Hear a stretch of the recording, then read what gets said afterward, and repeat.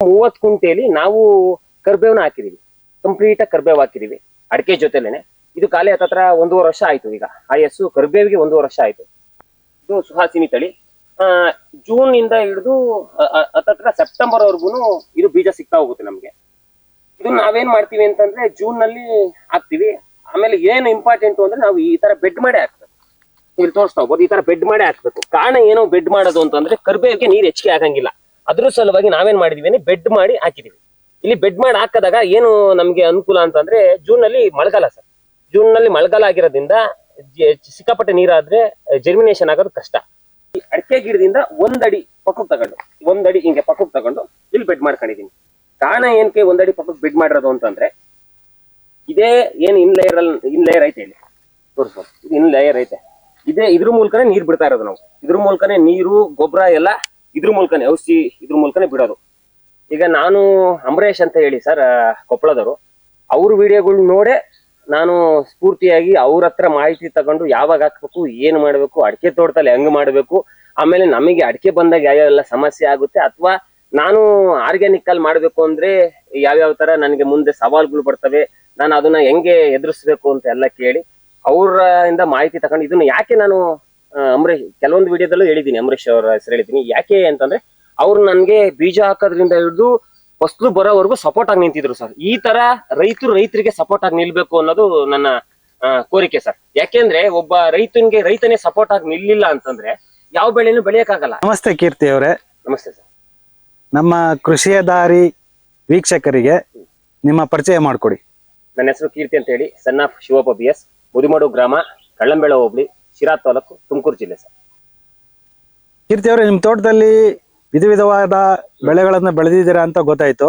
ಅದಕ್ಕೆ ಅದನ್ನೆಲ್ಲ ನೋಡ್ಕೊಂಡು ಹೋಗೋಣ ಅಂತ ಬಂದಿದೀವಿ. ಹಾಗೆ ನಮ್ಮ ವೀಕ್ಷಕರಿಗೂ ಅದನ್ನ ತೋರ್ಸೋಣ ಅಂತ ಬಂದಿದ್ದೀನಿ. ನೀವು ಒಂದೊಂದಾಗಿ ನಮ್ಗೆಲ್ಲದನ್ನು ತೋರಿಸ್ತಾ ಹೋಗಿ. ಮೊದಲನೇದಾಗಿ ನಿಮ್ಮ ಕೃಷಿಯ ದಾರಿ ಯೂಟ್ಯೂಬ್ ಚಾನಲ್ಗೆ ಮೊದಲನೇದಾಗಿ ನಮ್ಮ ಆಧಾರದ ಸುಸ್ವಾಗತ ಒಂದು. ಆಮೇಲೆ ಎಲ್ಲೋ ಎಲೆಮರೆ ತೋಟದಲ್ಲಿ ಕೃಷಿ ಮಾಡ್ತಿರೋಂತ ನಮ್ಮಂತ ಯುವಕರನ್ನ ಗುರುತಿಸ್ತಾ ಇದ್ದೀರಾ, ಅದು ತುಂಬಾ ಸಂತಸದ ವಿಚಾರ ಸರ್. ಇದೇ ರೀತಿ ಎಷ್ಟೋ ಎಲೆಮರೆ ಕಾಯಿ ಅಂತಿರೋದನ್ನ ಎಷ್ಟೋ ಜನ ಬೆಳಕಿಗೆ ಬಂದೇ ಇರೋಂತವ್ರನ್ನ ಗುರುತಿಸಿ ಅಂತ ನಾನು ಕೇಳ್ಕೊಳಕ್ ಇಷ್ಟಪಡ್ತೀನಿ. ಹಾಗೆ ಈಗ ನೀವೇನ್ ಕಾಣ್ತಾ ಇದ್ದೀರಾ ಇದು 3/4 ಎಕರೆ. ನಮ್ದು ಟೋಟಲ್ 8 ಎಕರೆ. 8 ಎಕರೆಯಲ್ಲಿ 6 ಎಕರೆಲ್ಲೂ ನಾವು ಅಡಿಕೆ ಮಾಡಿದೀವಿ. ಅದ್ರಲ್ಲಿ ಏನ್ ಮಾಡಕ್ ಸಾಧ್ಯ ನಮ್ಮ ಸಮಯಕ್ಕೆ ತಕ್ಕಂತೆ ಅದನ್ನ ಮಾಡ್ತಾ ಹೋಗಿದೀವಿ. ಇದನ್ನ ಏನ್ ಕಾಣ್ತಾ ಇದೀರಾ, ಇದು 3/4 ಎಕರೆ. 3/4 ಎಕರೆ ಅಂತಂದ್ರೆ 30 ಕುಂಟೆ. ಈ 30 ಕುಂಟೆಯಲ್ಲಿ ನಾವು ಕರ್ಬೇವನ್ನ ಹಾಕಿದೀವಿ.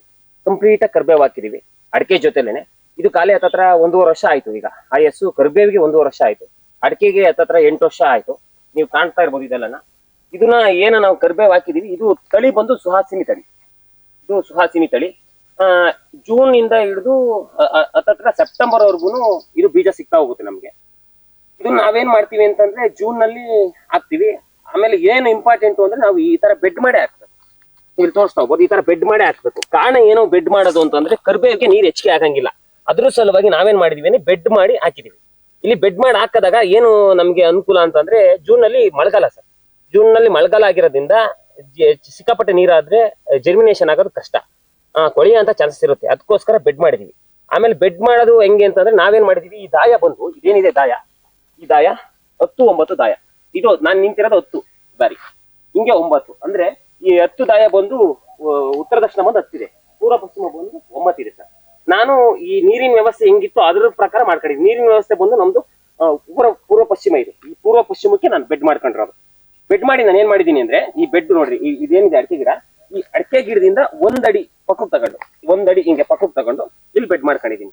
ಕಾರಣ ಏನಕ್ಕೆ 1 ಅಡಿ ಪಕ್ಕಕ್ಕೆ ಬೆಡ್ ಮಾಡಿರೋದು ಅಂತಂದ್ರೆ ಇದೇ ಏನು ಇನ್ ಲೇಯರ್ ಐತೆ ಇಲ್ಲಿ ತೋರಿಸ್ಬೋದು. ಇದು ಇನ್ ಲೇಯರ್ ಐತೆ. ಇದ್ರ ಮೂಲಕನೇ ನೀರು ಬಿಡ್ತಾ ಇರೋದು ನಾವು. ಇದ್ರ ಮೂಲಕನೇ ನೀರು ಗೊಬ್ಬರ ಎಲ್ಲ ಇದ್ರ ಮೂಲಕನೇ ಔಷಧಿ ಇದ್ರ ಮೂಲಕನೇ ಬಿಡೋದು. ಇದು ಬಿಟ್ಟಾಗ ಇದೇನಾಗುತ್ತೆ ಅಂದ್ರೆ ಇಲ್ಲಿ ಕಣ್ಣಿರುತ್ತಲ್ಲ, ಒಂದೊಂದೇ ಹನಿ ಬೀಳ್ತಾ ಹೋಗುತ್ತೆ. ಅದರಿಂದ ನಮ್ಗೆ ನೆಲ ಸ್ಮೂತು ಆಗುತ್ತೆ. ಜೊತೆಗೆ ಲಿಕ್ವಿಡ್ ನಂತವು ಅಂದ್ರೆ ಲಿಕ್ವಿಡ್ ನಂತವನ್ನ ಬಿಡ್ತೀವಿ. ಉದಾಹರಣೆ ಏನು ಅಂತಂದ್ರೆ ಗೋಕುಪಾಮೃತ, ಎರೆಜಲ, OWDC, ಆಮೇಲೆ ಹುಳಿ ಮಜ್ಜಿಗೆ, ಈ ತರದವು ಅಂದ್ರೆ ಅದ್ರ ಜೊತೆಗೆ ಮಿಂಗಲ್ ಆಗ ಅಂತವನ್ನ ಬಿಡ್ತಾ ಹೋಗ್ತೀವಿ. ಇದು ಬಹಳ ಇಂಪಾರ್ಟೆಂಟು. ಆಮೇಲೆ ಇನ್ನೊಂದು ಏನಪ್ಪಾ ಅಂತಂದ್ರೆ ಈ ಅಡಿಕೆ ತೋಟದಲ್ಲಿ ಯಾರು ಆತರ ಧೈರ್ಯ ಮಾಡಲ್ಲ ಸರ್ ಕರ್ಬೇವು ಹಾಕಕ್ಕೆ. ನಾನ್ ನೋಡ್ಕೊಂಬಟ್ಟಲ್ಲಿ ಹೆಂಗಂದ್ರೆ ಅಡಿಕೆ ಗಿಡಕ್ಕೆ ಒಂದು ಗಿಡ ಹಾಕಿರೋದನ್ನ ನಾನು ನೋಡಿದೀನಿ. ಈ ತರ ಯಾರೂ ಪ್ರಯೋಗ ಮಾಡಲ್ಲ. ಯಾಕೆ ಅಂದ್ರೆ ಎಲ್ಲದಕ್ಕೂ ಧೈರ್ಯ ಬೇಕು ಸರ್. ಆಮೇಲೆ ಮನೆ ಸಪೋರ್ಟ್ ಬಹಳ ಮುಖ್ಯ. ಯಾವುದೇ ಒಂದು ಕೃಷಿಯಲ್ಲಿ ಅವನೊಂದು ಉತ್ತಂಗಕ್ಕೆ ಏರ್ಬೇಕು ಅಂತಂದ್ರೆ ಮನೆ ಸಪೋರ್ಟ್ ಬಹಳ ಮುಖ್ಯ ಆಗ್ತದೆ. ಆಮೇಲೆ ಅವನು ಅದ್ರ ಬಗ್ಗೆ ತಿಳುವಳಿಕೆ ಇದ್ದು ಮಾಡ್ಬೇಕಾಗುತ್ತೆ. ತಿಳುವಳಿಕೆ ಇಲ್ಲದೆ ಇವತ್ತು ಏನು ಮಾಡಕ್ ಸಾಧ್ಯ ಇಲ್ಲ. ತಿಳುವಳಿಕೆ ಇದ್ರೇನೆ ಎಡವಟ್ಗಳು ಆಗಂತ ಚಾನ್ಸಸ್ ಇರ್ತವೆ. ಯಾಕೆ ಇದನ್ನ ಹೇಳ್ತಿದ್ದೀನಿ ಅಂತಂದ್ರೆ, ಇವತ್ತು ಕಣ್ಣಾರೆ ಬಂದು, ಇವಾಗ ನೀವು ನೋಡ್ತಿದ್ದೀರಾ ಸರ್, ಕಣ್ಣಾರೆ ಬಂದು ನೋಡೋ ಸತ್ಯಕ್ಕಿಂತ ಇವತ್ತು ಯಾರೋ ಮೂರನೇ ಹೇಳೋ ಸುಳ್ಳ ನಂಬ್ತಾರೆ, ಅದಕ್ಕೆ ಬೆಲೆ ಜಾಸ್ತಿ. ಈಗ ನೀವೇನ್ ನೋಡ್ತಾ ಇದ್ದೀರಾ, ಈ ಕರಿಬೇವು ಬಂದು ನಾನು ಜೂನಲ್ಲಿ ಹಾಕಿದ್ದು ಸರ್. ಜೂನಲ್ಲಿ ಟ್ರೈ ಮಾಡಿದ್ದು 1 ವರ್ಷ ಹಿಂದೆ. ಜೂನಲ್ಲಿ ಟ್ರೈ ಮಾಡಿದ್ದು. ಜೂನಲ್ಲಿ ಟ್ರೈ ಮಾಡಿ ನಾನು ಸಾವಯವ ಆಗಿರೋದ್ರಿಂದ ಬಹಳ ನಿಧಾನ ಆಯ್ತು ಸರ್. 8 ರಿಂದ 10 ತಿಂಗಳು ಟೈಮ್ ತಗಂತು. ಆದ್ರೆ ನಾನು ಮನ್ಸು ಮಾಡಿದ್ರೆ ಅದನ್ನ ಬೇಕಾದ್ರೆ 5 ತಿಂಗಳು 6 ತಿಂಗಳ ಒಳಗಡೆ ಬರಂಗ್ ಮಾಡ್ಕೋಬಹುದಾಗಿತ್ತು, ದುಡ್ಡಿನ ಆಸೆ ಇದ್ದಿದ್ರೆ. ಕಾರಣ ಯಾಕೆ ಅಂತಂದ್ರೆ, ಇವತ್ತಿನ ಇದರಲ್ಲಿ ಯೂರಿಯಾ, DAP ಇನ್ನೊಂದು ಮತ್ತೊಂದು ನಾವು ಕೈ ಚಾಚ್ದಂಗೆ ಸಿಗುತ್ತೆ. ನಾನು ಸಾವಯವದಲ್ಲೇ ಮಾಡ್ಬೇಕು ಅಂತ ಹೇಳಿ ನಾನು ಇದನ್ನ ಗೋಕೃಪಾಮೃತ, OWDC, ಎರೆಜಲ, ಹುಳಿ ಮಜ್ಜಿಗೆ ಈ ತರದಲ್ಲಿ ಹಾಕಿ ನಿಧಾನ ಆದ್ರೂ ಪರವಾಗಿಲ್ಲ ಅಂತ. ಆದ್ರೆ ಒಂದೇನಪ್ಪಾ ಅಂತಂದ್ರೆ, ನಾನು ಕೆಲವೊಂದು ವಿಡಿಯೋದಲ್ಲಿ ಹೇಳಿದೀನಿ ಸರ್, 3 ರಿಂದ 3 ತಿಂಗಳಿಗೆ ಒಂದು ಕಟಾವ್ ಬರುತ್ತೆ, ವರ್ಷಕ್ಕೆ 4 ಕಟಾವು ಅಂತ. ಆದ್ರೆ ನನ್ನ ಅಡಿಕೆ ತೋಟದಲ್ಲಿ ಆತರ ಆಗ್ತಾ ಇಲ್ಲ. ನನ್ನ ಅಡಿಕೆ ತೋಟದಲ್ಲಿ 4 ತಿಂಗಳು 4.5 ತಿಂಗಳು ತನಕ ಟೈಮ್ ತಗೊಂತ ಇದೆ ಸರ್. 4.5 ತಿಂಗಳು ಬೇಕೇ ಬೇಕಾಗುತ್ತೆ. ಕಾರಣ ಏನು ಅಂತಂದ್ರೆ, ಮೇನ್ ನಾನು ಓಪನ್ ಏರಿಯಾ ಅಲ್ಲ, ಅಡಿಕೆ ತೋಟದಲ್ಲಿ ಹಾಕಿರೋದ್ರಿಂದ ಕೆಲವೊಂದ್ ಸತಿ ಇದಕ್ಕೆ ಬಿಸಿಲು, ಗಾಳಿ ಅದ್ರ ಮೇಲೂ ಡಿಪೆಂಡ್ ಆಗೋದ್ರಿಂದ ಬಿಸಿಲು ಸ್ವಲ್ಪ ಕಮ್ಮಿ ಆಗಿದೆ, ಸ್ವಲ್ಪ ಈಲ್ಡ್ ನನಗೆ ಕಮ್ಮಿ ಆಗ್ತಾ ಇರ್ಬೋದು. ಆದ್ರೆ ಯಾವುದೇ ರೀತಿ ತೊಂದರೆ ಇಲ್ಲ. ಮೇನ್ ಏನಪ್ಪಾ ಅಂತಂದ್ರೆ, ಕರ್ಬೇವು ದ್ವಿದಳ ಧಾನ್ಯ ಆಗಿರೋದ್ರಿಂದ, ನಮ್ಮ ಅಡಿಕೆ ಏಕದಳ ಆಗಿರೋದ್ರಿಂದ ಕರ್ಬೇವು ನೈಟ್ರೋಜನ್ ಫಿಕ್ಸೇಷನ್ ಮಾಡುತ್ತೆ. ನನಗೆ ಮೇನ್ ಇಂಪಾರ್ಟೆಂಟ್ ನೈಟ್ರೋಜನ್ ಫಿಕ್ಸೇಷನ್ ಮಾಡೋದ್ರ ಜೊತೆಗೆ, ನನಗೇನಾದ್ರೂ ಮಾರ್ಕೆಟಿಂಗ್ ಪ್ರಾಬ್ಲಮ್ ಆದಾಗ ನಾನು ಕೊಯ್ದು ಇಲ್ಲೇ ಬಿಟ್ಟಿರೋ ಉದಾಹರಣೆನೂ ಐತೆ. ಕರ್ಬೇವ್ನ ನಾನು ಇಲ್ಲೇ ಬಿಟ್ಟಿರೋ ಉದಾಹರಣೆ ಇದು ತೋರಿಸ್ಬೋದು, ನೋಡ್ರಿ ಬೇಕಾದ್ರೆ ಉದಾಹರಣೆ ತೋರಿಸ್ತೀನಿ. ಇದು ಕರ್ಬೇವು ಕಡ್ಡಿನೇನೆ. ಇದೆಲ್ಲ ಅಕಸ್ಮಾತ್ ನನಗೇನಾದ್ರೂ ಲಾಸ್ ಆಗಂದ್ಕೊಂಡ್ರೆ ನಾನೇನ್ ಮಾಡ್ತೀನಿ, ಕೊಯ್ದು ಇಲ್ಲೇ ಬಿಟ್ಟಿರ್ತೀನಿ, ಏನೂ ತೊಂದರೆ ಇಲ್ಲ. ಇದು ಇಲ್ಲೇ ನಿಧಾನಕ್ಕೆ ಗೆದ್ಲು ತಿಂದು ಗೊಬ್ಬರ ಆಗಿ ನಮಗೆ ಇಲ್ಲೇ ನೆಲ ಫಲವತ್ತತೆ ಆಗ್ತದೆ. ಅಂದ್ರೆ ನಾನು ಹೇಳ್ತಿರೋದೇನಂದ್ರೆ, ಅವ್ರ ಮುಂದೆ ಹೋಗಿ 5 ರೂಪಾಯಿ 10 ರೂಪಾಯಿಗೆ ಕೊಡೋ ಬದಲು, ಲಾಸ್ ಮಾಡ್ಕೊಳೋ ಬದಲು ನಮ್ಮ ಭೂಮಿ ತಾಯಿಗೆ, ಯಾಕಂದ್ರೆ ಭೂಮಿ ತಾಯಿಯಿಂದನೇ ನಮ್ಗೆ ಈ ಕರ್ಬೇವು ಬೆಳ್ಕೊಳ್ಳೋದು, ಈಗ ಅದರಿಂದ ಭೂಮಿ ತಾಯಿಗೆ ಕೊಡೋಣ ಅಂತ ಕೊಡ್ತಾ ಇದೀವಿ ಸರ್. ಕೀರ್ತಿ ಅವರೇ, ಇದನ್ನ ಬೀಜಗಳನ್ನ ನೀವು ಎಲ್ಲಿಂದ ತರಿಸಿದ್ರಿ, ಅದ್ರ ಬಗ್ಗೆ ಮಾಹಿತಿ ಕೊಡೋದಿಕ್ಕಾಗತ್ತಾ? ಆಗುತ್ತೆ. ಈಗ ನಾನು ಅಂಬರೀಶ್ ಅಂತ ಹೇಳಿ ಸರ್, ಕೊಪ್ಪಳದವರು, ಅವ್ರ ವಿಡಿಯೋಗಳು ನೋಡೇ ನಾನು ಸ್ಫೂರ್ತಿಯಾಗಿ ಅವ್ರ ಹತ್ರ ಮಾಹಿತಿ ತಗೊಂಡು ಯಾವಾಗ ಹಾಕ್ಬೇಕು, ಏನ್ ಮಾಡ್ಬೇಕು, ಅಡಿಕೆ ತೋಟದಲ್ಲಿ ಹೆಂಗ್ ಮಾಡ್ಬೇಕು, ಆಮೇಲೆ ನಮಗೆ ಅಡಿಕೆ ಬಂದಾಗ ಯಾವ್ಯಾವೆಲ್ಲ ಸಮಸ್ಯೆ ಆಗುತ್ತೆ, ಅಥವಾ ನಾನು ಆರ್ಗ್ಯಾನಿಕ್ ಅಲ್ಲಿ ಮಾಡ್ಬೇಕು ಅಂದ್ರೆ ಯಾವ್ಯಾವ ತರ ನನಗೆ ಮುಂದೆ ಸವಾಲ್ಗಳು ಬರ್ತವೆ, ನಾನು ಅದನ್ನ ಹೆಂಗೆ ಎದುರಿಸ್ಬೇಕು ಅಂತ ಎಲ್ಲ ಕೇಳಿ ಅವರಿಂದ ಮಾಹಿತಿ ತಗೊಂಡು, ಇದನ್ನ ಯಾಕೆ ನಾನು ಅಂಬರೀಶ್ ಕೆಲವೊಂದು ವಿಡಿಯೋದಲ್ಲೂ ಹೇಳಿದ್ದೀನಿ, ಅಂಬರೀಶ್ ಅವರ ಹೆಸರು ಹೇಳಿದ್ದೀನಿ. ಯಾಕೆ ಅಂತಂದ್ರೆ, ಅವ್ರು ನನ್ಗೆ ಬೀಜ ಹಾಕೋದ್ರಿಂದ ಹಿಡಿದು ಫಸ್ಲು ಬರೋವರೆಗೂ ಸಪೋರ್ಟ್ ಆಗಿ ನಿಂತಿದ್ರು ಸರ್. ಈ ತರ ರೈತರಿಗೆ ಸಪೋರ್ಟ್ ಆಗಿ ನಿಲ್ಬೇಕು ಅನ್ನೋದು ನನ್ನ ಕೋರಿಕೆ ಸರ್. ಯಾಕೆಂದ್ರೆ ಒಬ್ಬ ರೈತನೇ ಸಪೋರ್ಟ್ ಆಗಿ ನಿಲ್ಲಿಲ್ಲ ಅಂತಂದ್ರೆ ಯಾವ ಬೆಳೆನೂ ಬೆಳೆಯಕ್ಕಾಗಲ್ಲ. ಯಾವ ಬೆಳೆನೂ ಬೆಳಿಲಿಲ್ಲ ಅಂತಂದ್ರೆ ದೇಶದ ಬೆನ್ನೆಲುಬು ರೈತ ಅಂತ ಯಾಕೆ ಹೇಳ್ಕೋಬೇಕು ಅನ್ನೋದು ನಂದೊಂದು ಕೋರಿಕೆ ಸರ್. ಯಾಕೆ ಅಂತಂದ್ರೆ, ಅವ್ರು ನನ್ಗೆ ಸಪೋರ್ಟ್ ಆಗಿ ನಿಂತಿದ್ರಿಂದನೇ ನಾನು ಇದನ್ನ ಬೆಳೆಯಕ್ ಚಾನ್ಸ್ ಆಗಿದ್ದು. ಅಂಬರೀಶ್ ಅಂತ ಹೇಳಿ ಕೊಪ್ಪಳದವರು, ಅವ್ರ ಮೂಲಕ ನಾನು ತರಿಸಿದ್ದು. ಅವರು ನನಗೆ ಆಂಧ್ರದಿಂದ ತರಿಸ್ಕೊಟ್ರು ಸರ್ ನನಗೆ ಬೀಜನ. ಅವ್ರ ಮೂಲಕನೇ ನಾನು ತರಿಸ್ಕೊಂಡಿದ್ದು. ನಾನು ಅವಾಗ ತರಿಸ್ಕೊಂಡಾಗ ನನಗೆ ಸಡನ್ ಬೀಜ ಸಿಗ್ಲಿಲ್ಲ. ಯಾಕೆಂದ್ರೆ ಇವತ್ತು ಏನಾಗಿದೆ ಅಂದ್ರೆ, ನಾವು ಯಾವ್ದೋ ಒಂದು ವಿಡಿಯೋ ನೋಡಿದ ತಕ್ಷಣ ಬೀಜ ಹಾಕ್ತೀನಿ ಅಂದ್ರೆ ಆಗಲ್ಲ ಸರ್. ಯಾಕಂದ್ರೆ ಆ ಟೈಮಲ್ಲಿ ಸಮಯ ಇಲ್ಲದೆ ಇರ್ಬೋದು, ಅಥವಾ ಬೀಜ ಸಿಗದೆ ಇರ್ಬೋದು. ಈ ತರ ನಾನಾ ಸವಾಲ್ಗಳು ಬರ್ತವೆ. ಇಂಥ ಸವಾಲ್ಗಳು ಬಂದಾಗ ನೀವಿನ್ನ ಅಂದ್ರೆ ಒಬ್ಬರೇ ಅಂತಲ್ಲ, ನಾನು ಕರ್ಬೇವು ಬೆಳೆದಿರೋರಂತ ಒಬ್ಬರೇ, ಸಾಕಷ್ಟು ಜನ ಬೆಳೆದಿರೋ, ಅವ್ರು ಎಲ್ಲಾರ ತಗೊಂಡು ಮಾಹಿತಿ ತಗೊಂಡು ಹೆಂಗ್ ಬೆಳಿಬೇಕು, ಹೆಂಗ್ ಮಾಡ್ಬೇಕು ಅಂತ ತಿಳುವಳಿಕೆ ಇದ್ದು ಹೆಜ್ಜೆ ಇಟ್ರೆ ಬಹಳ ಉತ್ತಮ. ಒಂದು. ಆಮೇಲೆ ಈ ಅಂಬರೀಶ್ ಅವ್ರ ಮೂಲಕ ನಾನು ಆಂಧ್ರದಿಂದ ತರಿಸ್ಕೊಂಡಿದ್ದು. ಅವಾಗ ಅಲ್ಲೇ ಟೈಮ್ ಮೀರ್ಬಿಟ್ಟಿತ್ತು. 350 ಓಡ್ತಾ ಇತ್ತು ಸರ್, ರೇಟು 350 ಓಡ್ತಾ ಇತ್ತು ಕೆಜಿಗೆ. 1 ಕೆಜಿಗೆ 1000 ಬೀಜ ಬರ್ತದೆ ಸರ್. ಏನಂತಂದ್ರೆ, ಅವಾಗ ನನಗೆ ಹಾಕಕ್ಕೆ ಸಮಯ ಇರ್ಲಿಲ್ಲ, ಮೀರೋಗ್ಬಿಟ್ಟಿತ್ತು ಸಮಯ. ಅದ್ರ ಸಲುವಾಗಿ ನಾನೇನ್ ಮಾಡಿದೆ, ಜೂನ್ ಅಲ್ಲಿ ತರಿಸ್ಕೊಂಡಂಗಾಯ್ತು. ಜೂನ್ 19ನೇ ತಾರೀಕು ನಾಟಿ ಮಾಡಿತ್ತು. ನನಗೆ ಅವಾಗ 300 ಅಂತ ಹಾಕೊಟ್ರು ಸರ್. ಕಾರಣ ಏನು ಅಂತಂದ್ರೆ, 300 ಅಂತ ಹಾಕೊಟ್ಟ ಕಾರಣ 1 ವರ್ಷ ಕಾಯ್ದಿದ್ದೆ ಅನ್ನೋದು, ಜೊತೆಗೆ ಅವ್ರ ಹತ್ರ ವಿಶ್ವಾಸ ಬೆಳೆದಿತ್ತು, ಜೊತೆಗೆ ನಾನು ಅದ್ರ ಬಗ್ಗೆ ಎಲ್ಲ ತಿಳ್ಕೊಂಡಿದ್ದೆ ಮಾಡಿದೆ. ಹಂಗಂತ ಹೇಳಿ ಅದೇ 300 ಓಡ್ತಾ ಇರಲ್ಲ. ಈಗ ಈಗಿನ ಇದ್ರಲ್ಲಿ ವಾತಾವರಣಕ್ಕೆ ಅಥವಾ ಈಗಿನ ಸಮಯಕ್ಕೆ ಏನ್ ನಡೀತಾ ಇರ್ತೋ ಅದ್ ಕೊಟ್ಟು ತಗೋಬೇಕಾಗುತ್ತೆ. ಆಮೇಲೆ ಇನ್ನೊಂದ್ ಏನಪ್ಪಾ ಅಂತಂದ್ರೆ, ಇದನ್ನ ನೀವು ಹಾಕಿ ಮಾಡ್ತೀವಿ ಅಂದ್ರೆ ಓಪನ್ ಏರಿಯಾದಲ್ಲೂ ಮಾಡ್ಬೋದು. ಆದ್ರೆ ನಾನು ಹೇಳೋದೇನಂದ್ರೆ, ಮಾರ್ಕೆಟಿಂಗ್ ನೀವು ಹುಡುಕೊಳ್ಳಿ. ನಿಮ್ಮ ಜಾಗ, ನಿಮ್ಮ ಜಿಲ್ಲಾವಾರು, ನಿಮ್ಮ ತಾಲೂಕುವಾರು ಮಾರ್ಕೆಟಿಂಗ್ ಹುಡುಕೊಂಡು ನೀವು ಮಾಡ್ಬೇಕಾಗುತ್ತೆ. ಆದ್ರೆ ಹೇಳ್ದಷ್ಟು ಸುಲಭ ಇಲ್ಲ ಸರ್, ಮಾಡದೇ ಅಷ್ಟು ಕಷ್ಟ ಇಲ್ಲ. ಆದ್ರೆ ನಿಮ್ಮ ಆಸಕ್ತಿ ಎಲ್ಲಿವರೆಗೂ ಇರಬೇಕು ಅಂತಂದ್ರೆ, ನೀವು ಅದನ್ನ ಏನ್ ಬೀಜ ಹಾಕ್ತೀರಾ ಅಲ್ಲಿಂದ ಹಿಡಿದು ಫಸ್ಲು ತೆಗಿಯೋವರೆಗೂ ಆಸಕ್ತಿ ಕಳ್ಕೋಬಾರ್ದು. ಯಾಕೆಂದ್ರೆ ಇವತ್ತಿನ ಇದ್ರಲ್ಲಿ ಏನಾಗುತ್ತೆ ಅಂತಂದ್ರೆ, ಒಂದು ವಿಡಿಯೋ ನೋಡಿದ ತಕ್ಷಣ ಮಾಡ್ಬೇಕು ಅನ್ನೋ ಮನಸ್ಸಿಷ್ಟು ಬರುತ್ತೆ. ಆಮೇಲೆ ಅವ್ರ ಹತ್ರ ಮಾಹಿತಿ ತಿಳ್ಕೊಂಡ್ರು ಕೆಲವೊಂದು ತಪ್ಪುಗಳನ್ನ ಮಾಡ್ತಾನೆ ಇರ್ತೀರಾ. ಅದ್ರ ಸಲುವಾಗಿ ನಾನು ಹೇಳಪ್ಪ ಏನಂದ್ರೆ, ನನ್ನ ನಂಬರ್ ಬೇಕಾದ್ರೆ ಸಿಗುತ್ತೆ, ಅವ್ರು ಆಗ್ತಾರೆ, ನನ್ನ ಮಾಹಿತಿ ತಗೊಳ್ರಿ. ಆದ್ರೆ ಈಗಿನ ಸಮಯಕ್ಕೆ ಬಂದ್ರೆ ಜೂನ್ ನಿಂದಾನೇ ನಮ್ಗೆ ಸ್ಟಾರ್ಟ್ ಬೀಜ ಸಿಗೋದು. ಜೂನ್ ನಲ್ಲೇ ನೀವು ಮಾಡ್ಬೇಕಾಗಿರೋದು. ಜೂನ್ ನಲ್ಲೇ ಯಾಕೆ ಮಾಡ್ರಿ ಅಂತ ನಾವ್ ಹೇಳ್ತೀವಿ ಅಂತಂದ್ರೆ ಮಳೆ ಬೀಳೋದ್ರಿಂದ ನಿಮ್ಗೆ ಸ್ವಲ್ಪ ಅನಾನುಕೂಲಗಳು ಆಗ್ತವೆ, ಇಲ್ಲ ಅನ್ನಲ್ಲ.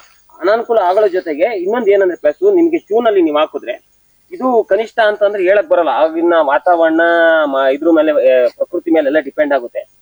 ನನಗೆ ಬಂದಿರೋದು ಅಂತಂದ್ರೆ ಕನಿಷ್ಠ ಅಂದ್ರೆ 1.5 ತಿಂಗಳು 2 ತಿಂಗಳು ತನಕ ಟೈಮ್ ತಗೊಂಡೈತೆ. ಅಂದ್ರೆ 45 ದಿವಸಕ್ಕೂ ಬಂದಿರೋದು ಉಂಟು. ನಾನು ಹಾಕಿರೋ ಬೀಜದಲ್ಲಿ 50 ದಿವಸನೂ ಆಗೈತೆ, 60 ದಿವಸಕ್ಕೂ ಟೈಮ್ ತಗೊಂಡೈತೆ. ಇದನ್ನ ಯಾಕೆ ಹೇಳ್ತಿದೀನಿ ಅಂತಂದ್ರೆ ಕರಿಬೇವು ಬೀಜದಲ್ಲಿ ದಪ್ಪ ಬೀಜನೂ ಬರ್ತವೆ, ಸಣ್ಣ ಬೀಜನೂ ಬರ್ತವೆ. ಈ ದಪ್ಪ ಬೀಜ ಬಂದ್ಬಿಟ್ಟು 15 ದಿಂದ 20 ದಿವಸ 25 ದಿವಸಕ್ಕೆಲ್ಲ ಹುಟ್ಟುಬಿಡ್ತವೆ. ಕೆಲವೊಂದು ಸಣ್ಣ ಬೀಜ ಏನಾಗ್ತವೆ 45 ದಿವಸ 50 ದಿವಸ ಆದ್ರೂ ಹುಟ್ಟೋದು ಕಷ್ಟ. ಅದ್ರ ಸಲುವಾಗಿ ಈ ಜೂನ್ ಅಲ್ಲಿ ಹಾಕೋದ್ರಿಂದ ನಿಮ್ಗೆ ಹೋಗ್ಕೊಂತ ಹೋಗ್ತವೆ ಸರ್. ಈಗ ಕೆಲವೊಂದು ಹೋಗ್ಗಳು ಹೋಗ್ತವೆ ಹೆಂಗೆ ಅಂತಂದ್ರೆ ಈಗ ಇಲ್ಲೇ ತೋರಿಸ್ಬೋದು, ನೀವು ನೋಡಿ ಹತ್ರಕ್ಕೊಂದು ತೋರಿಸಿ ಸರ್. ಕೆಲವೊಂದು ಹೋಗ್ಗಳು ಹೋಗ್ತವೆ. ಈಗ ನೋಡಿ ಇಲ್ಲೆಲ್ಲ ಚೆನ್ನಾಗಿ ಹುಟ್ಟೈತೆ, ಕೆಲವೊಂದಾಗೆ ಹುಟ್ಟೇ ಇಲ್ಲ. ಇವಾಗ ಒಂದ್ರಲ್ಲಿ ಏನಾಗುತ್ತೆ ಅಂದ್ರೆ ನಾವು ಹಾಕಿರೋ 3 ಬೀಜ 2 ಬೀಜ ಹಾಕಿದೀವಿ, ಅದ್ರಲ್ಲಿ ನೋಡ್ರಿ ಒಂದೊಂದೇ ಹುಟ್ಟಿದೆ. ಒಂದ್ರಲ್ಲಿ ಏನಾಗುತ್ತೆ ಈ ತರ ಬ್ರಾಂಚಸ್ ಹೊಡ್ಕೊಂತೆ, ಈ ತರ ಬ್ರಾಂಚಸ್ ಹೊಡ್ಕೊಳುತ್ತೆ. ಆಮೇಲೆ ನಮ್ದು ಏನಪ್ಪಾ ಅಂದ್ರೆ ಅಡಿಕೆ ತೋಟದಲ್ಲಿ ಹಾಕ್ದಾಗ ನೋಡ್ರಿ ಹಿಂಗ್ ತುಳಿದಾಗ್ಲೋ ಮಾಡ್ದಾಗ್ಲೋ ಈ ತರ ಒಣಗೋಗ್ತೈತೆ. ಯಾಕಂದ್ರೆ ಗರಿ ಬೀಳ್ತಾ ಇರ್ತವೆ ಬಿದ್ದಾಗ, ಅಥವಾ ಅಡಿಕೆ ಹಿಡಿದಾಗ ಈ ತರ ಆದಾಗ ಸಮಸ್ಯೆಗಳು ಜಾಸ್ತಿ ಬರ್ತಾ ಇರ್ತವೆ. ಈಗ ನೋಡ್ರಿ ಇಲ್ಲೇ ತೋರಿಸಿ ಸರ್, ನೋಡಿ ಸರ್, ಇಲ್ಲಿ ನಾನು ಹಾಕಿದ್ದೀನಿ 3 ಬೀಜ ಇದೆ. ಹೌದು ಸರ್, 3 ಬೀಜ ಇದೆ, 3 ಬಡ್ಡೆ ಇದೆ ಅಲ್ಲಿ. 3 ಬಡ್ಡೆ ಇದೆ, 3 ಬೀಜ ಹಾಕಿದ್ದೀನಿ, 3 ಹುಟ್ಟಿದೆ. ಈಗ ಕೊಯ್ದಿದ್ದೀನಿ, ಇಲ್ಲಿ ಕಟಾವ್ ಮಾಡಿದ್ದೀನಿ. ಕಟಾವ್ ಮಾಡಾದ್ಮೇಲೆ ಬ್ರಾಂಚಸ್ ಈ ತರ ಹೊಡ್ಕೊಂಡು, ಈ ತರ ಬ್ರಾಂಚಸ್ ಹೊಡ್ಕೊಳುತ್ತೆ. ಇದು ಏನು ನಮ್ಗೆ ಪ್ಲಸ್ ಏನಪ್ಪಾ ಅಂತಂದ್ರೆ ಈ ಸೊಪ್ಪು ತೆಳುವಾಗಿ ಬರುತ್ತೆ, ಥಿಕ್ನೆಸ್ ಕಮ್ಮಿ ಇರ್ತೈತೆ, ಮಾರ್ಕೆಟ್ ಅಲ್ಲಿ ತಗಂತಾರೆ. ಮೈನಸ್ ಏನಪ್ಪಾ ಅಂದ್ರೆ ಈಲ್ಡ್ ಕಮ್ಮಿ ಆಗುತ್ತೆ. ಇವಾಗ 3 ಒಂದೇ ತೆಗಿರೋದ್ರಿಂದ ಸ್ವಲ್ಪ ಈಲ್ಡ್ ಕಮ್ಮಿ, ಜಾಸ್ತಿ ಬರಲ್ಲ. ಆದ್ರೆ ಕಮ್ಮಿ ಬಂದ್ರು ತೊಂದ್ರೆ ಇಲ್ಲ, ನಮ್ಗೆ ಇದ್ರಲ್ಲಿ ಯಾವ್ದು ವೇಸ್ಟ್ ಅಂತ ಇರಲ್ಲ, ಪೂರ್ತಿ ಕೊಯ್ದು ಕೊಡ್ಬೋದು ಒಂದು. ಆಮೇಲೆ ಇದ್ರಲ್ಲಿ ಸಮಸ್ಯೆ ಅಂತ ಏನು ಅನಾನುಕೂಲಗಳು ಏನಂತಂದ್ರೆ ಈ ತರ ಬರ್ತವೆ. ಇದು ಎಲೆ ಚುಕ್ಕೆ ರೋಗ, ಇಲ್ಲಿ ಕಾಣ್ಬೋದು. ಚುಕ್ಕೆ ಕರಿಬೇವಿಗೆ ಎಲೆ ಚುಕ್ಕೆ ನಮ್ಗೆ ಅಡಿಕೆಗೆ ಹೆಂಗೆ ಎಲೆ ಚುಕ್ಕೆ ಬರುತ್ತೆ ಹಂಗೆ ಕರಿಬೇವಲ್ಲೂ ಎಲೆ ಚುಕ್ಕೆ ರೋಗ ಬರುತ್ತೆ. ಆಮೇಲೆ ಸೀಡೆ ರೋಗ ಬರುತ್ತೆ. ಸೀಡೆ ಅಂದ್ರೆ ಯಾವ ತರ ಅಂದ್ರೆ ಇಲ್ಲ ತೋರಿಸ್, ಈ ತರ ಸೀಡೆ ಬರುತ್ತೆ. ಈಗ ನೋಡಿ ಕಡ್ಡಿನಲ್ಲಿ ಹೆಂಗ್ ಚುಕ್ಕಿ ಸೀಡೆ ಬರುತ್ತೆ, ಆ ತರ ಎಲೆಗೂ ಸೀಡೆ ಬರುತ್ತೆ, ಎಲೆ ಮೇಲೆ ಬರುತ್ತೆ. ಅದ್ರಲ್ಲಿ ಕರ್ಬೇವ್ ಕರ್ಬೇವ್ ಇದ್ರಲ್ಲಿ ಏನಪ್ಪಾ ಅಂದ್ರೆ ಹಿಂಗ್ ಸೀದಾ ಇರೋದಕ್ಕಿಂತ ಉಲ್ಟದಲ್ಲಿ ಜಾಸ್ತಿ ಇದು ರೋಗ ಬಂದಿದೆ. ಇದು ಬಲ್ತಾ ಇದೆ, ರೋಗ ಬಂದಿದೆ. ಯಾವ ರೋಗ ಇದು ಸರ್? ಇದು ಎಲೆ ಚುಕ್ಕೆ ರೋಗ ಅಂತ. ಎಲೆ ಚುಕ್ಕೆ ರೋಗ ಈ ತರ ತೂತಾಗೋದು. ಇದೇನಾಗ ಇಲ್ಲಿ ಹಿಂಗೆ ಇದಾಗುತ್ತೆ ಚುಕ್ಕೆ, ಆಮೇಲೆ ಇದು ತೂತಾಗ್ಬಿಡುತ್ತೆ ಹಂಗೆ, ಈ ತರ ಇದಕ್ಕೆ ಯಾವ ಒಂದು ಔಷಧಿ ಅಥವಾ ಸರ್? ನಾವು ಮಾಡ್ತಾ ಇರೋದು ಮಜ್ಜಿಗೆ, ಹುಳಿ ಮಜ್ಜಿಗೆ. 45 ತಾಮ್ರದಲ್ಲಿ ನೆನಕಿದ ಹುಳಿ ಮಜ್ಜಿಗೆ, ಗಂಧ, ಮೊಟ್ಟೆ, ಇಷ್ಟು ಸಾಕು. ಇದ್ರಲ್ಲೇ ಕಂಟ್ರೋಲ್ ಮಾಡಬಹುದು, ಕಂಟ್ರೋಲ್ ಆಗುತ್ತೆ. ಹೌದು, ಇದ್ರಲ್ಲೇ ಕಂಟ್ರೋಲ್ ಆಗುತ್ತೆ. ಹಂಗೂ ಬೇಕು ಅಂದ್ರೆ ನಾವು ಬೇಕಾದ್ರೆ ಬೇವಿನ ಎಣ್ಣೆನ ಸ್ಪ್ರೇ ಮಾಡ್ಕೋಬಹುದು, ಮಿಕ್ಸ್ ಮಾಡಿ ಸ್ಪ್ರೇ ಮಾಡ್ಕೋಬಹುದು. ಆದ್ರೆ ಒಂದೇನಪ್ಪಾ ಅಂದ್ರೆ ನನ್ನ ಅನುಭವಕ್ಕೆ ಸರ್, ನಾನು 1 ವರ್ಷ ಆಗ ಅನುಭವ ಕೇಳ್ತೀನಿ, ಸಾವಯವದಲ್ಲಿ ಬಹಳ ನಿಧಾನ ಇರ್ಬೇಕು, ಬಹಳ ತಾಳ್ಮೆ ಇರ್ಬೇಕು. ಅನ್ಕೊಂಡಷ್ಟು ಸುಲಭನಾಗಿ ಬೇಗ ಬರುತ್ತೆ ಅಂತ ಯೋಚನೆ ಮಾಡಿ. ಅಂದ್ರೆ ಫಾಸ್ಟ್ ಆಗಿ ಯಾವ್ದು ರಿಯಾಕ್ಷನ್ ಆಗಲ್ಲ. ಆರೋಗ್ಯಕ್ಕೆ ಒಳ್ಳೇದು, ಆಯ್ಕೆ ನಿಮ್ದು. ನಾನು ಸಾವಯವದಲ್ಲೇ ಮಾಡಿದೀನಿ. ಹತ್ತತ್ರ 3 ಕಟಾವ್ ಮಾಡಿದೀನಿ ಸರ್, ಇಲ್ಲಿವರೆಗೂ 3 ಕಟಾವ್ ಮಾಡಿದೀನಿ. ಅದ್ರಲ್ಲಿ 1 ಕಟಾವು ನನಗೆ ಮಾರ್ಕೆಟ್ ಅಲ್ಲಿ ಆಗ್ಲಿಲ್ಲ ಅಂತ ನಾನು ಭೂಮಿಗೆ ಕೊಟ್ಟಿದ್ದೀನಿ. 1 ಕಟಾವ್, 2 ಕಟಾವ್ನು ಮಾಡಿದೀನಿ ನಾನು. 2 ಕಟಾವ್ನಲ್ಲಿ ಎಷ್ಟೆಷ್ಟು ಲಾಭ ಪಡೆದಿದ್ದೀರಾ ಕೀರ್ತಿ ಅವರೇ? ಸರ್ ಈಗ ನಂದು 1 ಕಟಾವಲ್ಲಿ ಕನಿಷ್ಠ ಅವಾಗ ಒಂದು 8 ಕ್ವಿಂಟಲ್ 8 ರಿಂದ 10 ಕ್ವಿಂಟಲ್ ಬಂತು ಸರ್. ಅದನ್ನ ನಾನು 42 ರೂಪಾಯಿ ಅಂತ ಕೊಟ್ಟಿದ್ದೀನಿ. ಅಂದ್ರೆ ಕಟಾವ್ನ ಇಲ್ಲಿಂದಾನೇ ತಗೊಂಡ್ ಹೋಗ್ತಾರ ಅಥವಾ ನೀವು ಮಾರ್ಕೆಟ್ಗೆ ಹಾಕ್ಬೇಕಾ? ಸರ್ ನಾವು ಮಾರ್ಕೆಟ್ಗೆ ಹೋಗಿ ಮಾರಿದ್ರೆ ರೇಟು, ಆ ಸಮಯ ನಮ್ಗಿಲ್ಲ ಅಂತಂದಾಗ ನಾವ್ ಇಲ್ಲಿಗೆ ಕರ್ಸಿ ಇಲ್ಲೇ ಕೊಡ್ತೀವಿ. ಒಂದು. ಆಮೇಲೆ ಈ 2ನೇ ಕಟಾವಲ್ಲಿ ನಾನು 55 ಅಂತ ಕೊಟ್ಟಿದ್ದೀನಿ. ಆದ್ರೆ ನನ್ನ ಬೇಜಾರ್ ವಿಚಾರ ಏನು ಅಂತಂದ್ರೆ ಇವತ್ತು ಸಾವಯವ ಬೆಲೆ ಇಲ್ಲ ಸರ್. ಅಂದ್ರೆ ಮೌಲ್ಯವರ್ಧನೆ ಮಾಡಿ ಅದಕ್ಕೆ ಏನ್ ಮಾಡ್ಬೇಕೋ ರೂಟು ದಾರಿ ಮಾಡಿದ್ರೆ ಬೆಲೆ ಇದೆ ಸರ್. ಇವತ್ತಿನ ಇದ್ರಲ್ಲಿ ಹೆಂಗೆ ಅಂದ್ರೆ ಕೆಮಿಕಲ್ ಗಿರ ಬೆಲೆ ಸಾವಯವಕ್ಕಿಲ್ಲ ಅಂತ ಒಂದೊಂದ್ಸತಿ ಬೇಜಾರಾಗ್ಬಿಡ್ತದೆ. ಯಾಕೆಂದ್ರೆ ಕೆಮಿಕಲ್ ಏನ್ ಕೊಡ್ತಾರೋ ಸಾವಯವಕ್ಕೂ ಅದೇ ರೇಟ್ ಅಲ್ಲಿ ಏನು ವ್ಯತ್ಯಾಸ ಇಲ್ಲ, ಬಹಳ ಬೇಜಾರಾಗುತ್ತೆ. ಯಾಕಂದ್ರೆ ಇವತ್ತು ಸಾವಯವದಲ್ಲಿ ಮಾಡ್ಬೇಕು ಮುಟ್ಬೇಕು ಅಂತ ಎಲ್ಲಾರು ಹೆಂಗ್ ಹೇಳ್ತಾರೋ, ಆದ್ರೆ ಅದ್ರ ತಕ್ಕನಾದ ಬೆಲೆ ಇದ್ರೆ ನಿಜವಾಗ್ಲೂ ರೈತರುಗಳು ಆ ಕಡೆನೆ ಚೇಂಜ್ ಆಗ್ತಾರೆ. ಬಟ್ ಎರಡು ಒಂದೇ ರೇಟ್ ಅಂದಾಗ ಅವ್ರಿಗೂ ಬೇಜಾರಾಗುತ್ತೆ.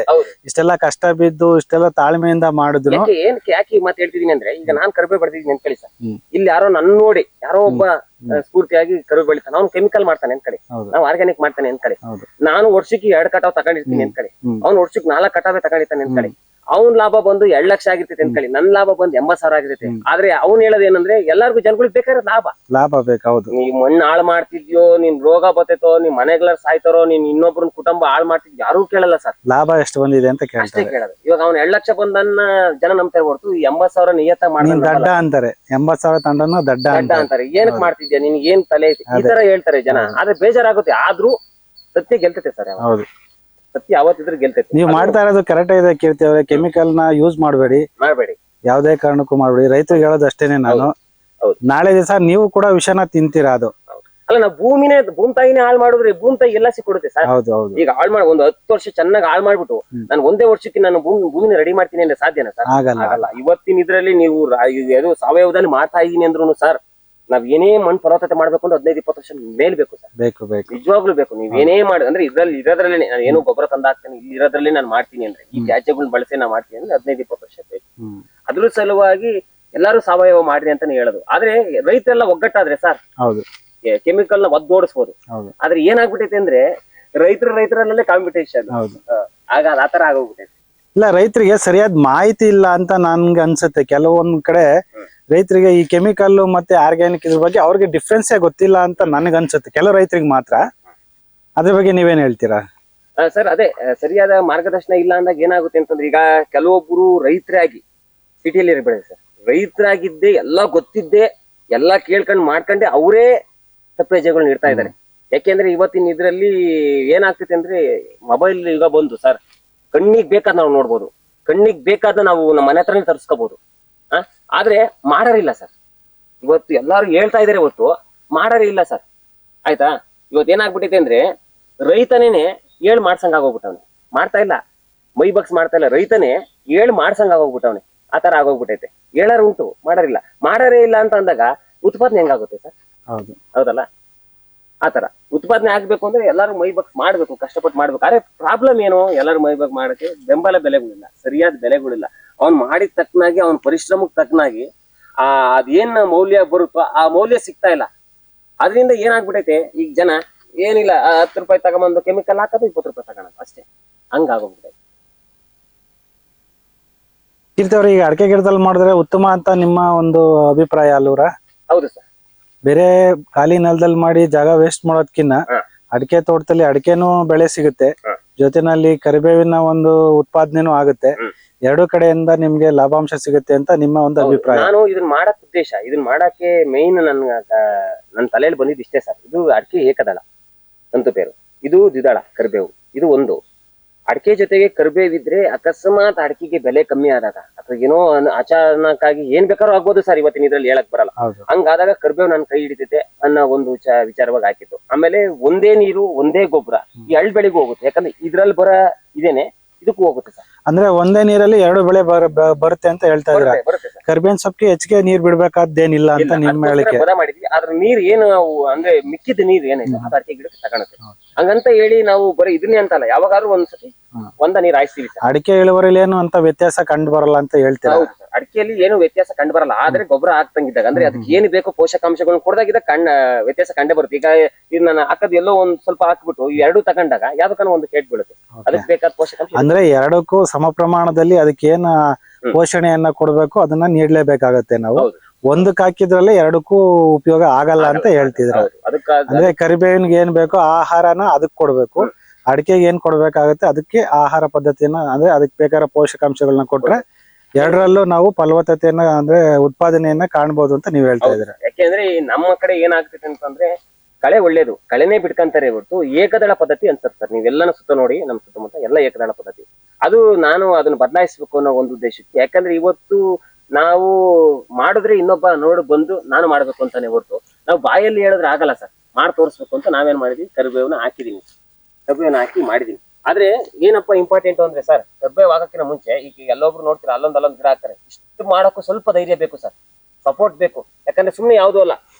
ಯಾಕೆಂದ್ರೆ ನಾನು ಹೊರಗಡೆ ನೋಡ್ಕೊಂಡ್ ಬಂದಾಗ ಮಾಡಿದಾಗ ನನಗೂ ಎಲ್ಲೋ ಒಂದ್ ಕಡೆ ಒಳಗ್ ಬಂತು, ಏನೇನಾಗುತ್ತೆ ಎತ್ತಾಗುತ್ತೆ. ಆದ್ರೆ ಒಂದ್ ಧೈರ್ಯ ಆಯ್ತು, ನಾನು ಮಾಡ್ತೀನಿ. ಯಾಕಂದ್ರೆ ನಂದೇನು ಗೊತ್ತಾ ಸರ್, ಹಿಡಿದ ಮೇಲೆ ಅದು ಮಾಡ್ಬೇಕು, ಅದು ಮಾಡೋವರೆಗೂ ನನಗೆ ಸಮಾಧಾನ ಇಲ್ಲ. ಆ ತರದಲ್ಲಿ ಈಗ ಈ ಮಟ್ಟಕ್ಕೆ ಬೆಳೆದಿದೆ ಸರ್. ಈಗ ಏನಪ್ಪಾ ಖುಷಿ ಅಂತಂದ್ರೆ, ನಮ್ ತೋಟದಲ್ಲಿ ಮೊದ್ಲು ಕಳೆ ಹಸ್ರಿತ್ತು, ಇವಾಗ ಕರಿಬೇವಿನ ಜೊತೆ ಹಸ್ರಿದೆ.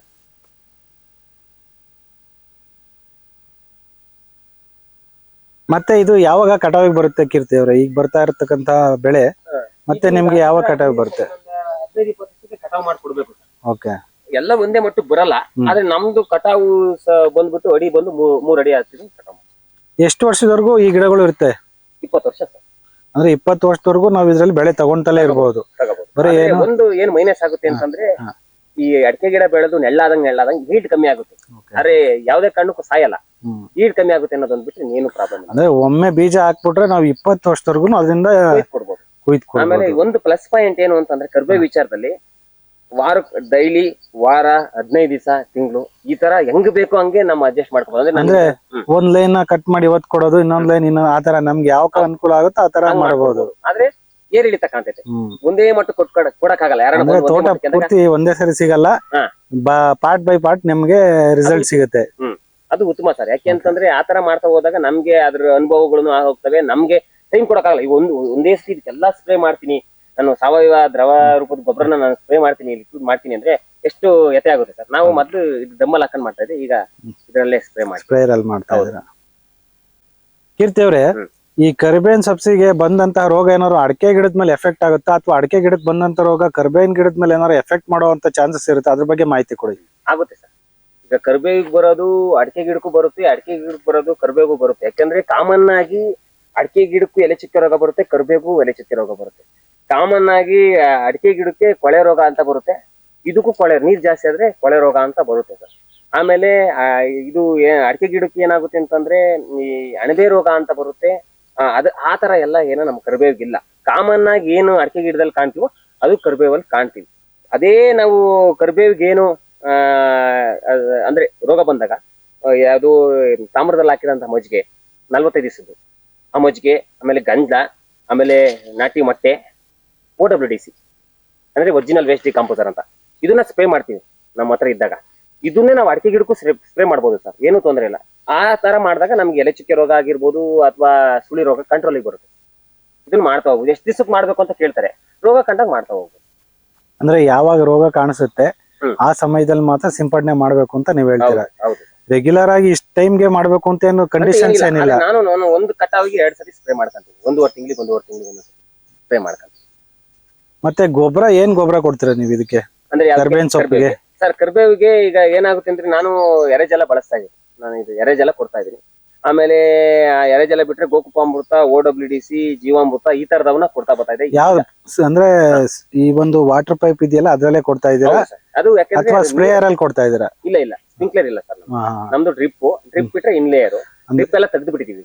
ಇನ್ಲೇಯರ್ ಅಲ್ಲಿ ಕೊಡ್ತೀವಿ, ಆಯ್ ನೀರಾವರಿ ಹಾಯಿಸ್ತೀವಿ ಅಷ್ಟೇ. ಯಾವಾಗ ನಾವು ಒಂದ್ ತಿಂಗಳು 1.5 ತಿಂಗಳು ಒಂದ್ಸತಿ ಆಯ್ ನೀರಾವರಿ ಹಾಯಿಸ್ತೀವಿ. ಇನ್ಲೇಯರ್ ಅಲ್ಲೇ ಕೊಡ್ತೀವಿ. ಕಾರಣ ಇನ್ಲೇಯರ್ ಯಾಕೆ ಮಾಡ್ಕೊಂಡಿದ್ದು ಅಂದ್ರೆ ಒಂದೊಂದು ಹನಿ ತೊಟ್ಟಿಗೆ ಸ್ಮೂತ್ ಆಗಿರ್ತೈತೆ, ಸಮ ಪ್ರಮಾಣದಲ್ಲಿ ಹೋಗ್ತೈತೆ ಅನ್ನೋ ಒಂದು ಕಾರಣಕ್ಕೆ ಅದನ್ನ ಮಾಡ್ಕೊಂಡಿರೋದು.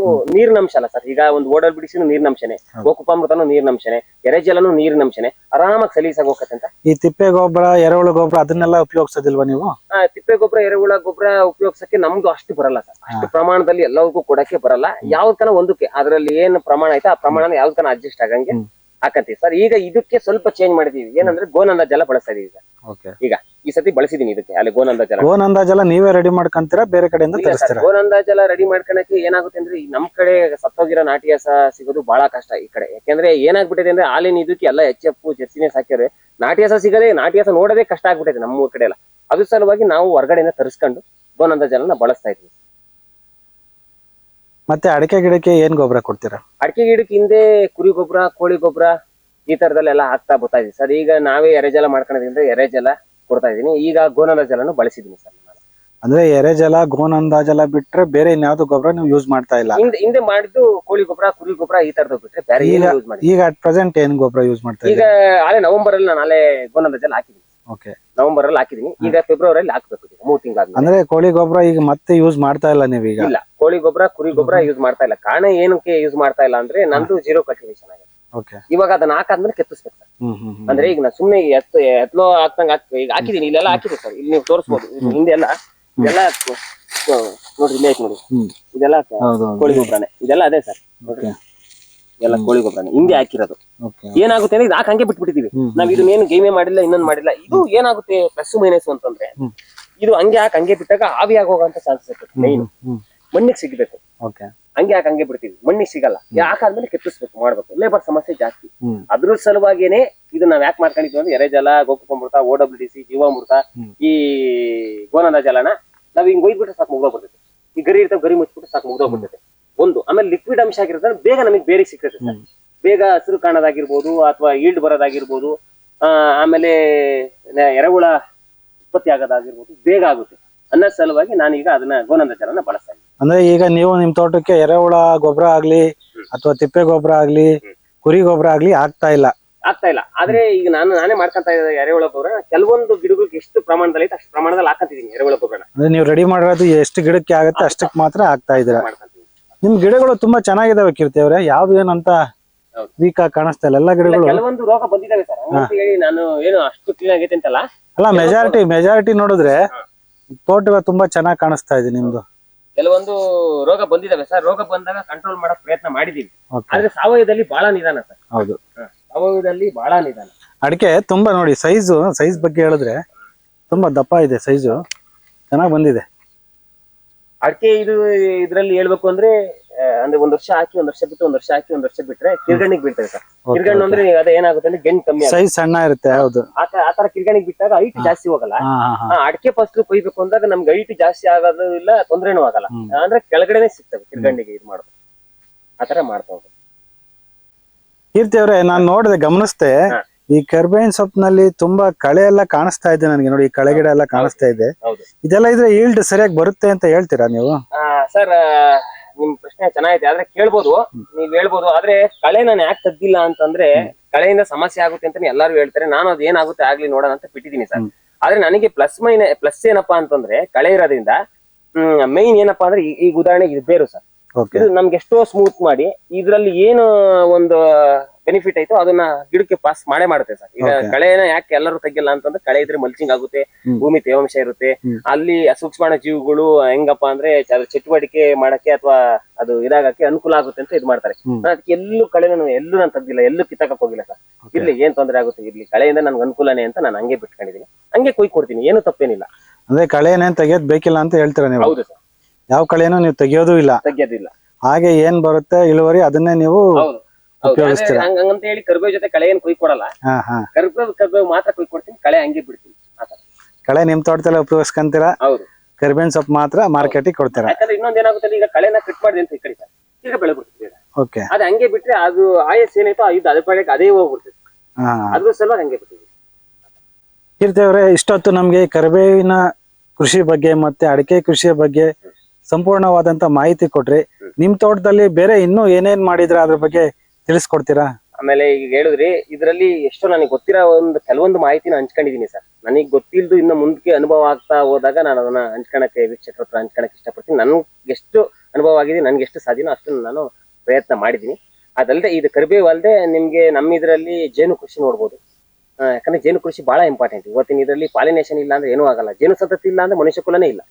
ಅದು ನೋಡ್ತಾ ಹೋಗ್ಬೋದು. ಆಮೇಲೆ ಎರೆಜಲ ನೋಡ್ತಾ ಹೋಗ್ಬೋದು.